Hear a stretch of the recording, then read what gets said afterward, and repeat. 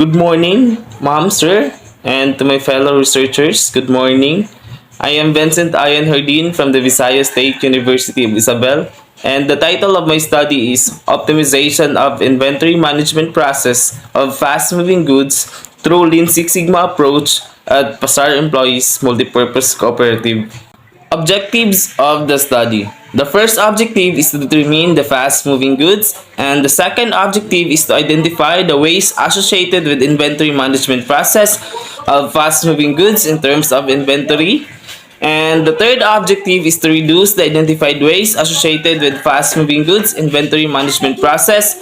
And the last objective is to ascertain an appropriate intervention scheme to reduce the identified waste. Nature and importance of the study. In the dynamic realm of business, effectively handling fast-moving goods is crucial. The PASAR Multipurpose Cooperative (PEMC) is one of the business facing various challenges, one of which is inventory management. In their main store in Libertad, Isabel, Leyte, they have encountered such problems like lacking of storage for fast-moving goods. Thus, this study exists. Significance of the study. This study is significant to PEMC management, customer clients of PEMC, the researcher, and also for the future researchers. Time and place of the study. The study was conducted at the main store at Libertad, Isabel, Leyte. Scope and delimitation of the study. This study only focuses only to fast-moving goods. The slow-moving goods is out of the scope of the study. Conceptual framework of the study. In the conceptual framework, we have the input, process, and the output. For the input, we have the fast-moving goods and the waste and its causes. So for the process, first is the Pareto chart, and the second is the fishbone diagram, the third is the waste checklist, and the fourth is the swimlane diagram, and the fifth process is the process flow chart, and for the last process we have the value stream mapping. And the output of the process is optimal inventory level for PEMC Libertad store. Methodology. Research design.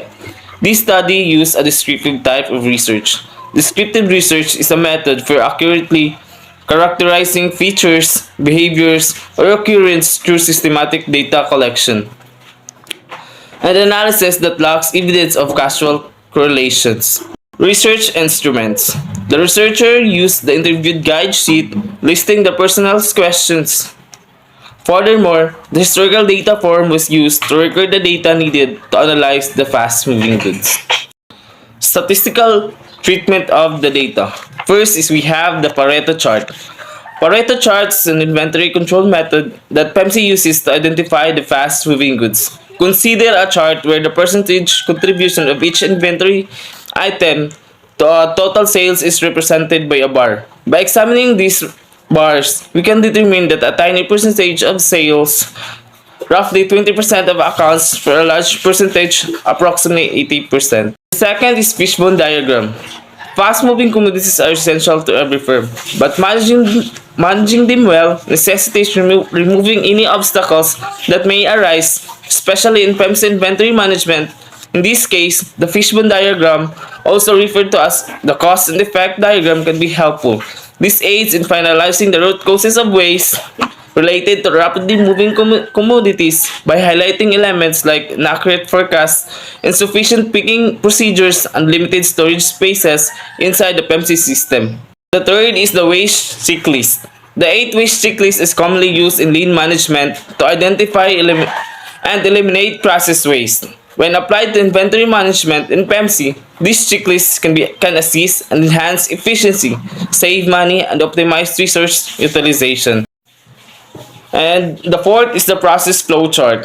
In PEMC inventory management, process flow chart serves as a roadmap for efficiently handling quickly moving inventory across the production, expenditure, maintenance, and capitalization processes. It illustrates every stage from purchase to manufacturing, including expense tracking, maintenance and plans, and capitalization techniques.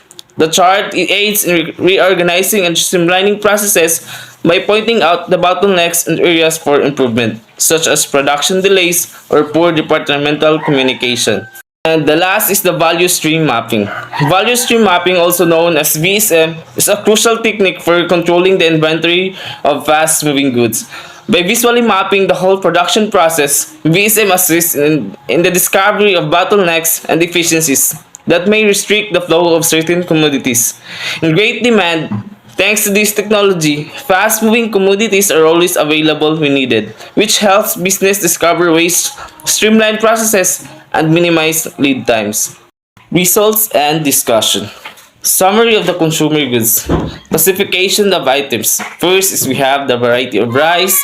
The second is the coffees. And the third is used for kitchen and cleaning agents, plastics, eco bags, and batteries. And the fourth is the soft drinks, alcoholic drinks, energy drinks, and waters. Then the fifth is the laundry powder, fabric softener, and body detergents. Then we have here also the canned goods, noodles, milk for babies, adults, and diapers, and napkins.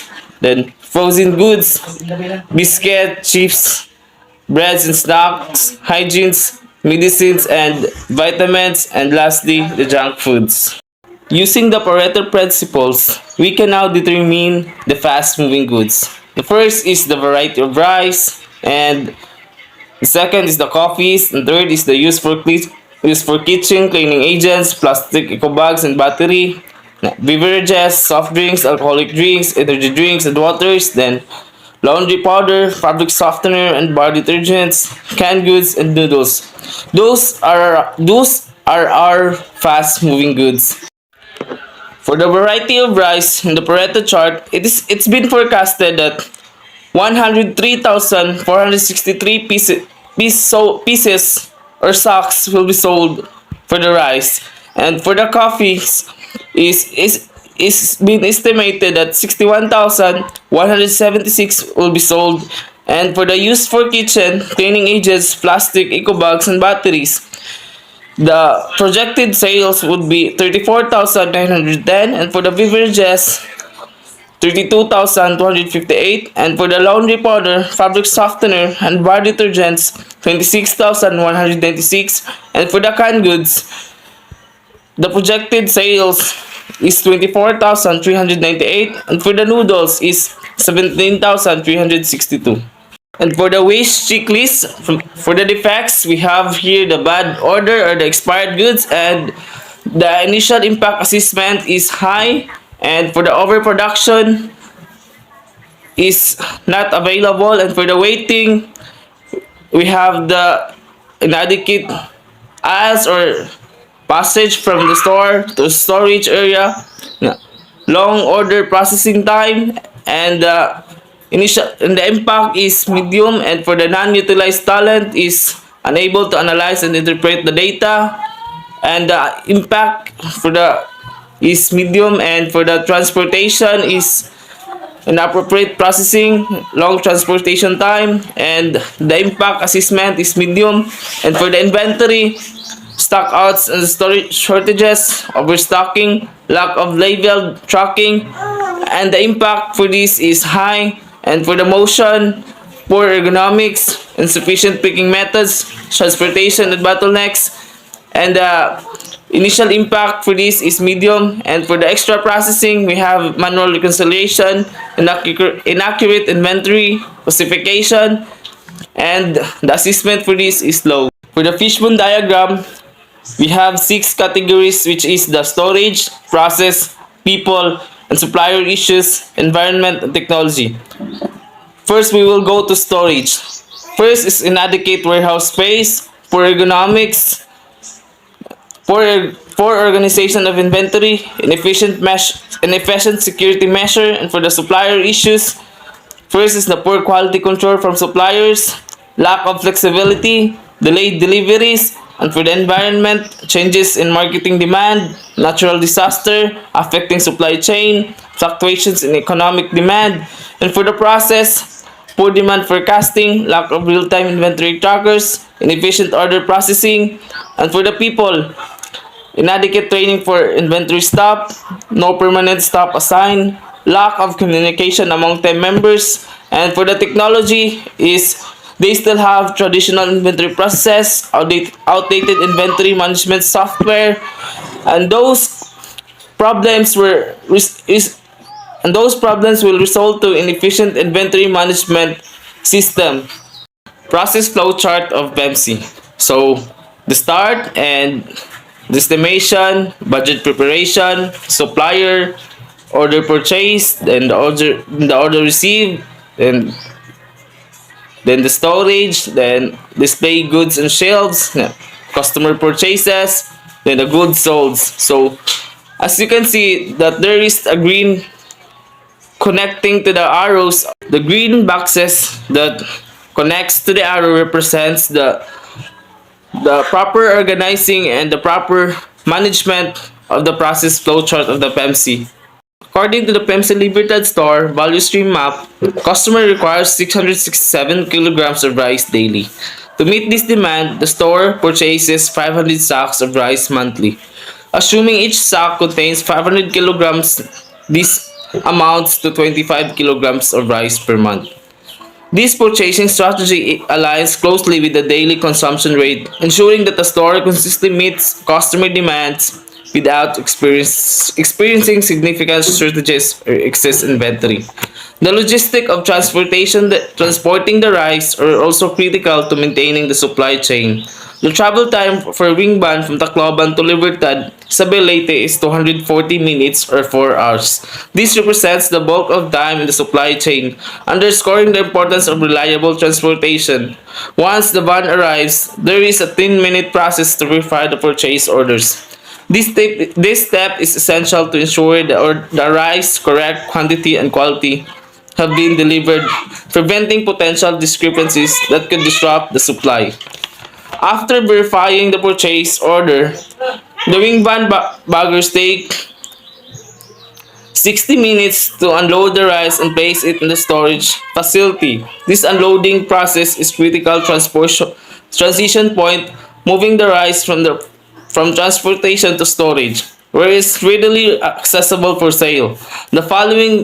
The unloading the sales replenishment process takes 15 minutes. During this time, the rice is transferred from the storage area to the retail shelves, ensuring that the product is available for customer purchase. Recommendation of the study. Implementing Lean Six Sigma principles at the PEMC store can transform its inventory management by eliminating waste and inefficiencies, enhancing operational efficiency, and fostering a culture of continuous improvements. Tools like value stream mapping and root causes analysis help identify and target waste, and sophisticated analytics improve demand forecasting to prevent stockouts and overstocking. Automation and Kanban systems streamlining reordering and receiving while optimizing storage and enhancing communication among staff boosts overall efficiency.